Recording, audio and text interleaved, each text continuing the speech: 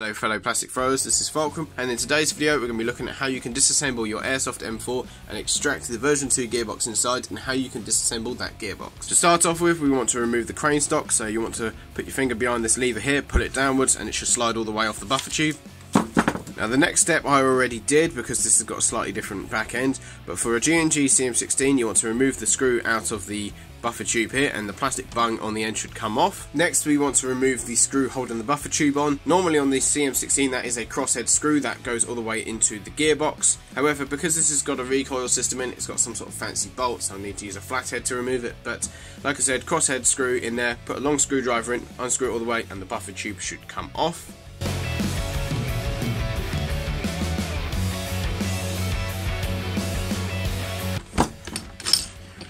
There we are. Next step, we want to push the front pin out here so we can slide the top receiver off the bottom receiver. Whilst we're at it, we're going to disconnect the wiring so that can pass through the rail system. And then you want to slide the two halves apart. Might take a bit of wiggling. And you might have to pull the wiring through gently. We're just going to pull the wires all the way through like that.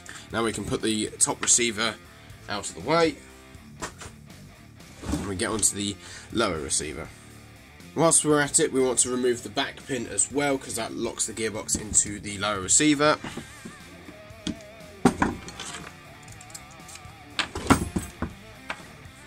God, that came out easily compared to the 416. The 416, I was there for hours hammering away. Next up, we want to start removing the pistol grip. There should be a couple of screws holding the motor plate on. In this case, these are two crossheads that are a bit chewed up.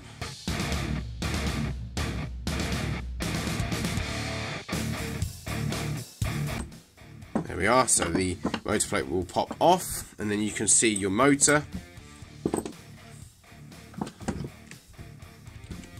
Gently pull the motor upwards if it doesn't jump up. Now for the next step, normally you would have little spade connectors you could just pull off, however I broke them off by mistake on this motor, so I had to solder it on. So I'll quickly desolder that so we can take the motor out. Next you want to remove the motor completely. Next up you want to remove the pistol grip, and there's two screws holding this on, diagonally opposite.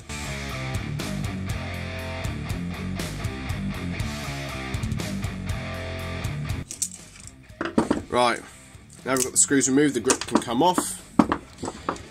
So we're nearly there. There's still a few more things to come off though first. Next up you want to push out this pin here. There we are.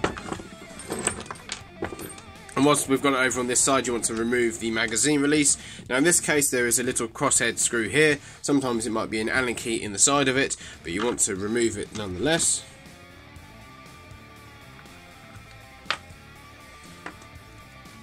Try and keep the screws paired with the components as well. I've just realised I put it right next to the huge motor with massive magnets in. There we are. Magazine releases out, and there should be a spring as well, which has got caught up in here. There we are. So keep the parts all together. Now the gearbox should slide out, and we've got our gearbox out of the receiver. Next up we want to remove all the screws holding the gearbox together.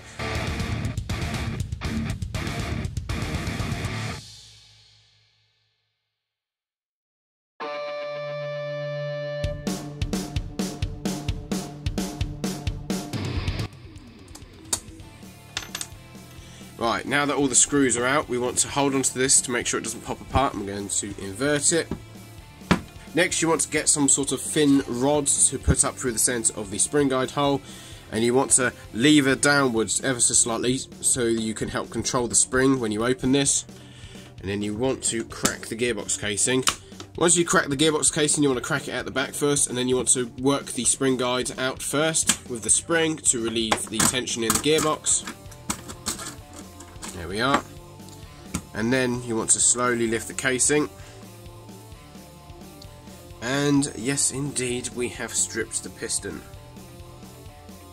Now this gearbox has already been shimmed, so what you want to do if you don't want to lose the shim layout, you want to make sure you remove all the shims that are stuck on the bushings and put them on the respective shaft of the gear, or if the bushings push out like two of the three bushings have done here, you can push all the bushings and the shims onto the gear and leave them like that. So we've got some stuck on here, which we're going to put on the spur gear. The shimming on this gun seems to be alright, and it's running with Tomtac 18:1 gears. So we're not going to touch them, we're going to leave them alone as much as possible.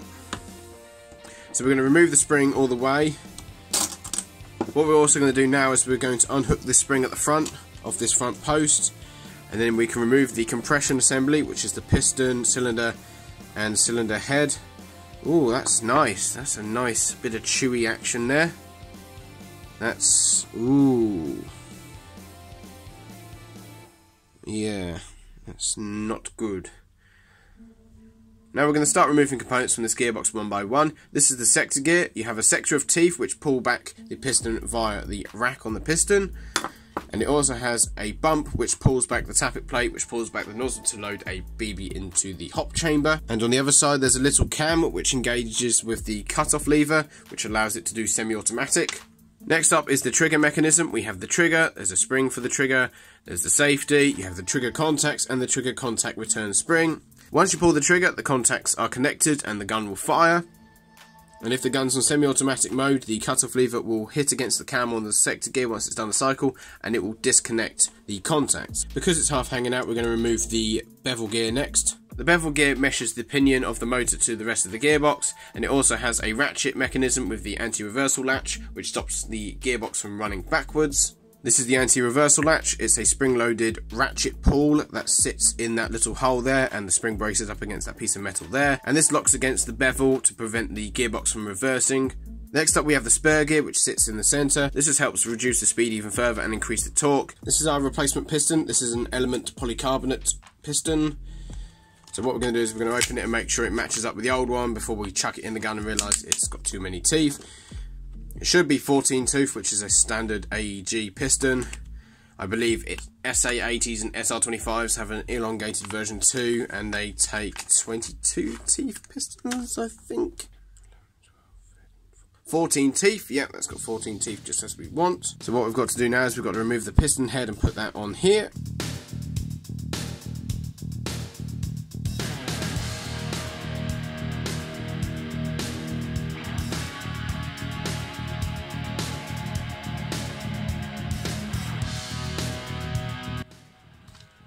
That seems to be alright. So we're going to put the tappet plate back on the nozzle through the little notch, get that all together. We're going to put the spring on that as well, get everything ready and get it all together. We're actually going to pop that out, I just remembered, and we're going to put some grease on it.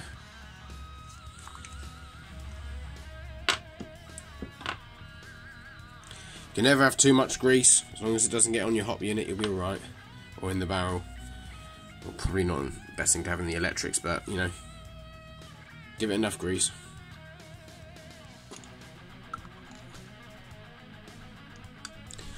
Get everything ready together. So we've got the compression side, which is the cylinder, cylinder head, nozzle, tappet plate and piston, and the piston head obviously. Right, we're going to put the gears back in, so we're going to start with the sector gear. Like I said, keep your shims together unless you're re-shimming. And we're going to put the sector gear in next.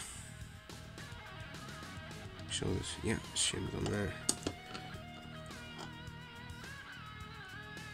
Now the last gear can be a bit of a pain because you have the anti-reversal latch pushing against it. So I'm going to put the anti-reversal latch in place, so in its little hole, the spring bracing up against that little wall there. And then you want to hold it out of the way, take your bevel gear and drop it into its bushing. Hopefully it should stay in place. Next we want to put the compression side in, and the cylinder head has hot holes on each side which sit against these pegs here.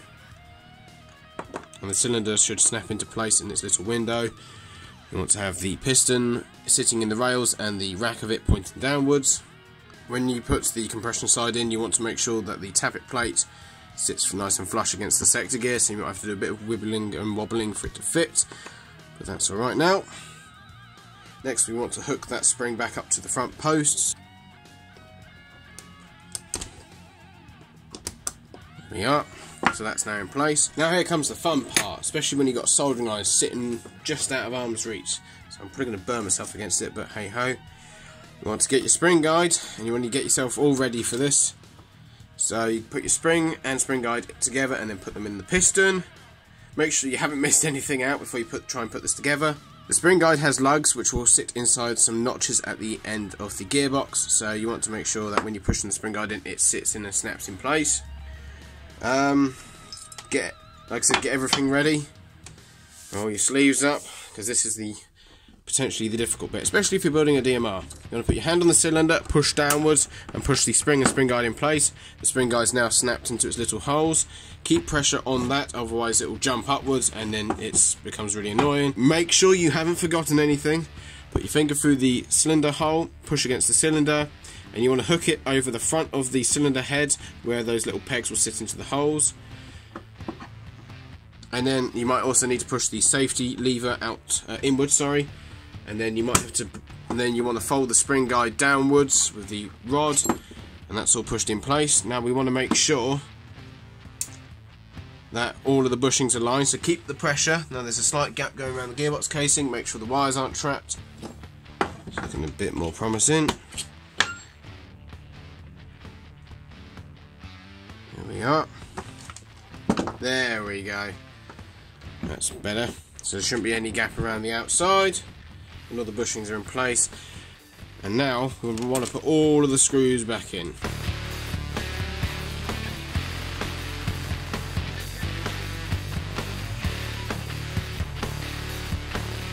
Right, there we are, fully assembled. Now let's chuck it back in the gun.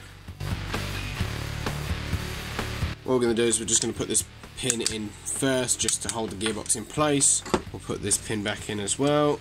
Right, we're going to put the magazine release back in next. So you're going to put this piece around this side here, flip it round and drop the spring through that hole onto the shaft. And then you want to get the magazine release button, and with its screw or locking Allen key, you want to push it on. Some of these have a keyed cut to them, so they will only go on one way. I don't think this one has. We'll just screw it on. There we are.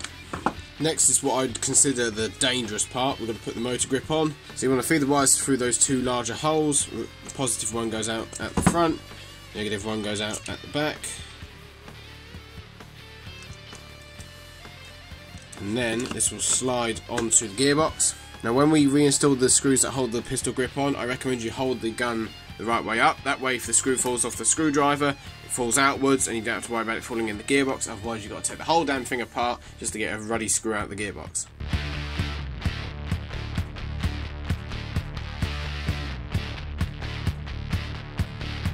Next up, you want to get your motor, and you want to make sure that the positive terminal is towards the front where the positive lead is. Make sure the wires are to the side. Some people do feed them round inside the grip in some fancy ways. I don't do that. I just run them down the front and back, and that seems to be alright.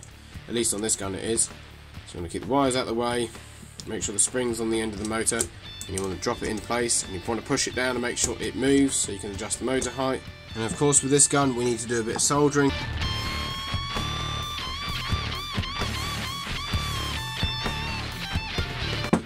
There we are, that's all soldered up, or in your case the push terminals might be pushed on.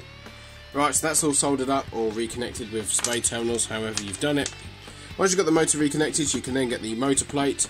You want to make sure there's no wires trapped. You can then push that into place, hold it down and reinsert the screws. God, you'd think I'd have stuff ready. Right, don't know how much charge is in this gun, in this battery even.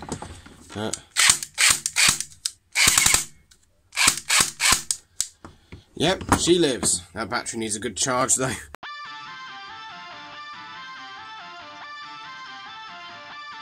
Because I had to make the hole larger for the screw in the buffer tube, I cannot use the original screw, so we're going to have to use this recoil system bolt for now until I find some washers. At least it will work though. So what you want to do, without forgetting your sling mount, you want to put the sling mount on with this bump sitting in the back of the receiver like so. And you want to slide the buffer tube on and then screw it up.